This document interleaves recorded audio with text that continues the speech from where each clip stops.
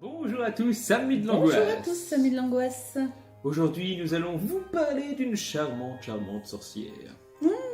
Prenons-nous dans les bois pendant que la sorcière part, car c'est il y était, on est très. On va vous parler du projet Blair Witch. Pardon, reviens. Non, pardon. Un projet qui nous tient à cœur. Non pas que j'ai apprécié le film, je fais partie des groupes qui ne sont pas touchés par ce genre d'horreur, mais je veux bien concevoir que ça a apporté beaucoup de choses, notamment la naissance, ou du moins la renaissance du found footage dans le cinéma d'horreur. Car clairement, ce film-là, le fait d'être filmé à l'épaule, le found footage, du coup, le film de caméra retrouvée, aura engendré des séries qui me sont chères à mon cœur, telles que la série REC, qui est géniale. Ouais, mais le found footage, d'abord, c'est difficile à dire. C'est pas toujours réussi, faut se le dire. C'est vrai. Il y a des fois, t'as mal au cœur. Mais malgré que j'aime pas ce film, il Mais a bon. révolutionné en 2000 le found footage à sa manière, et vous D'accord. allez vite comprendre pourquoi. Mm. Retour sur le 30 juillet 1999. Bon, on va dire 2000, hein. Ah, mais non, 99, c'est bien. 99. 2000. Le projet Blair Witch est un film indépendant d'horreur américain du genre found footage. J'arrive pas à le dire. Enfin, vous voyez quoi. On a retrouvé la caméra. Le found footage désigne clairement le principe de la caméra retrouvée. C'est beaucoup utilisé pour ceux qui veulent faire des effets spéciaux qui ne sont pas coûteux. En effet, ça ne demande qu'une caméra à l'épaule qui devient à ce moment-là un acteur à part entière. Vous filmez et vous vous rendez compte que vous êtes dans le corps du personnage, vous vous sentez présent et vous vivez avec lui le stress et la tension. C'est un moyen qui a donc été très efficace pour le projet Blair Witch, mais également pour d'autres films tels que REC, dans les films plus récents, ou les Paranormal Activity. Les Paranormal Activity, je le porte dans mon cœur, c'est un truc de fou. D'ailleurs, on a fait un Paranormal Activity, regardez, Retour vers le futur, nouveau t-shirt, nouvelle coupe de cheveux, merci Mr. J, allez hop, envoyé. Le found footage a également été utilisé plus tôt, dans les années avant. Beaucoup disent que c'est Cannibal Holocaust qui avait justement créé le found footage. Pour ma part, il me semble que c'est un autre film à qui l'on doit ce principe. Un film sur un Bigfoot, dont je ne prononcerai pas le nom. Je vous laisse l'affiche à droite. Elle est jolie en plus. Regardez ce film. Le film est donc écrit par deux réalisateurs, Daniel Myrick et Eduardo Sanchez. Daniel Myrick n'a pas fait beaucoup de films. On retiendra notamment Solstice en 2008 et Ultimate Patrol en 2009. Eduardo Sanchez a fait une dizaine de films, mais il a aussi participé dans plusieurs postes. Il a été réalisateur, producteur, monteur, acteur. Enfin bref, il a multiplié les expériences. Il a notamment produit Blair Witch 2, Le Livre des Ombres. Mais pas que. Il a fait Altered en 2006. Il a fait Lovely Molly en 2011. VHS, bon certes le 2, mais il était toujours aussi bien en 2013. Il a fait Exist en 2014. Voilà. Le film aura évidemment été un succès critique, adulé par de nombreux fans, de nombreux sites et de nombreux absolument tout ce que tu peux imaginer. Rotten Tomatoes a mis 87% de notes positives. On est plus proche de la tomate mûre que la tomate en déchet, en effet. Enfin, c'était merveilleux, surtout que c'est un site qui critique sévèrement. Il fait partie des 20 films les plus rentables du cinéma d'horreur, évidemment, car dit found footage dit grosse économie. Et le film, qui à la base, juste comme ça, a coûté 60 000 $, en a remporté plus de 248 millions. Tu sens le bénéfice quand je te dis ça. Donc voilà, franchement, juste avec un film, tu peux te dire que le réalisateur, c'est bon, il peut prendre sa retraite anticipée. C'est pas mal ça. Mais bon, en attendant, de quoi ça parle? Synopsis. En octobre 1994, 3 étudiants en cinéma, Heather, Mike et Josh, veulent produire un faux documentaire sur la légende de la sorcière de Blair. Ils se rendent donc à Burkittsville, dans le Maryland, et interrogent les résidents au sujet de la légende. Les gens leur parlent de Rustin Parr, un ermite qui vivait dans les bois et qui, dans les années 40, a assassiné 7 enfants.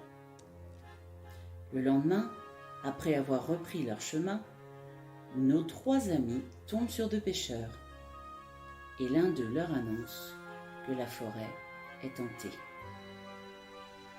Alors, le cauchemar peut commencer.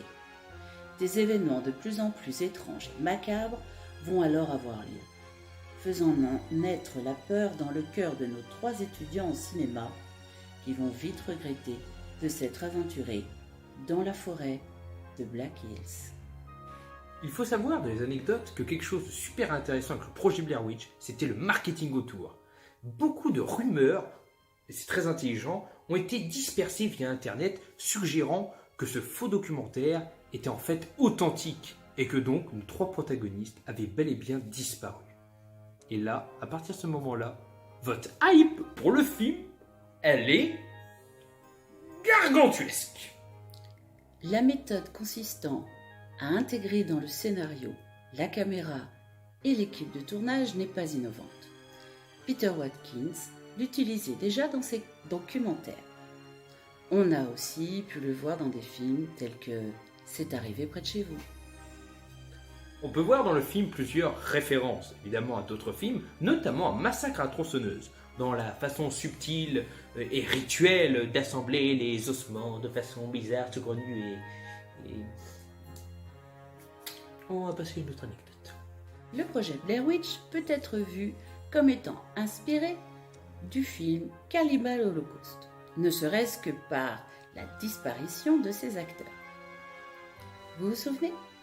Bon, dans Cannibal Holocaust, on les a accusés de les avoir tués, ça c'est autre chose. Mais dans le projet Blair Witch, le réalisateur avait demandé à ses acteurs de rester à l'écart, mais vraiment à l'écart.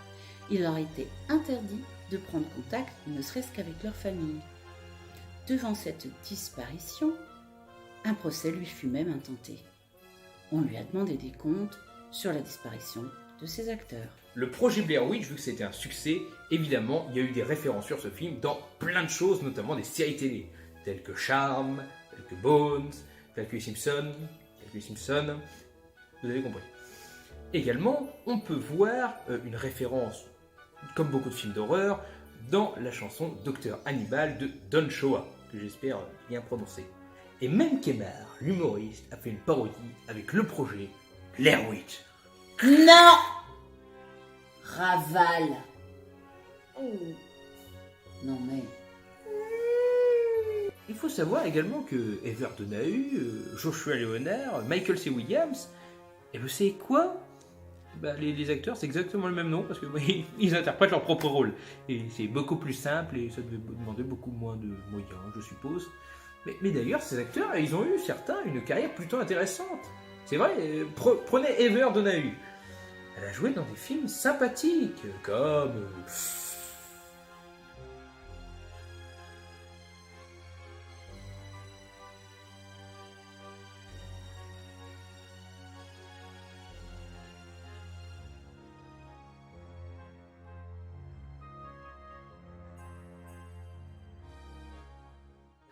on va donc pouvoir passer à la conclusion. Non, attends, t'as oublié l'anecdote sur le youtubeur. As l'épouvantail ? Mais non. Drawer ? Mais non. Le gardien du cinéma ? Oui, bon, laisse tomber. Toer House. Dominique ? Ah mais oui ! Tu sais bien. Mais oui, évidemment. Comment ne peut-on pas vous parler déjà de Domi ? On a dû vous parler, vous avez déjà dû le voir avec nous dans des oubliés. Exact. Et il sera là d'ailleurs prochainement. Dans un autre oublié, mais une petite anecdote le concernant, car il va y passer. Parce que nous, sur les oreilles, il nous surtient les infos. On a du dos. Notre cher petit Domi, à l'âge à peu près de 9 ans, a réalisé un cahier sur le projet Blair Witch, car il en est toujours un très grand fan. Il a fait des recherches sur la sorcière de Blair. Et voilà, ça c'est l'anecdote spéciale que vous ne verrez dans aucune vidéo. C'est clair. Et c'est tout cadeau, Domi. On t'a eu. Allez, place à la conclusion. Allez. Blair Witch est indubitablement un film qui a marqué sa génération, marqué le début des années 2000, relancé le film marqué la footage. jeunesse. il a eu le prix de la jeunesse en 1999. C'est vrai, prix d'ailleurs qui est assez spécial de pouvoir le décerner à un film d'horreur. Je sais pas si c'est forcément chose courante. Ah oui, mais je pense qu'il avait fait un tel Tabac. engouement, voilà.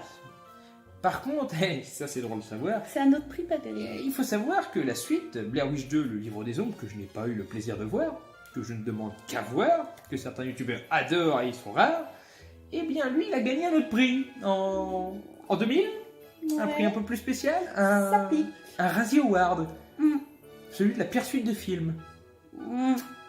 Comment ça fait violence quand tu pars de haut d'un carton planétaire et tu fais une suite qui part des sous-sols de la démolition, de la destruction débile. Et puis il y en a un autre. En 2016, ils ont Le voulu remake. relancer un peu l'envie et ils ont fait Blair Witch. Mhm. T'enlèves le projet et puis ça fait le film. Ce qui est con parce que l'autre s'appelle Blair Witch 2. Limite, on a l'impression que le remake c'est le C'est premier ça. de la suite. Mais non. Bref. Qui n'a pas convaincu les foules, comme beaucoup de remakes Non qui plus. sont mis, malheureusement aujourd'hui. Arrêtez les remakes. Ça a des bonnes idées, mais Parfois arrêter les suites Non. aussi en fait. Ça dépend Oui. des- mais n'arrêtez pas le cinéma pourtant. Non, N'arrêtez non, bien sûr que non. Je ne peux que vous conseiller, même si je ne l'ai pas apprécié personnellement, Mhm. pas qu'il soit mauvais, mais que ça ne me hype pas, Mais il faut le voir. le projet Blair Witch, c'est un Tout à film cultissime, qui ne sera jamais à oublier, qui Mhm. sera plutôt dans tous les livres d'histoire du bon cinéphile horrifique. C'est ça. Et si vous ne l'avez pas encore vu, voyez-le. Et si vous l'avez vu, dites-moi ce que vous en pensez. Vous êtes team apprécié ou team pas hypé? Alors vous lui dites à lui ce que vous en avez pensé, puis éventuellement à moi aussi, vu que je ne suis pas la plante verte. Non! J'ai les cactus pour ça. Allez, tchuss! Crevez tous.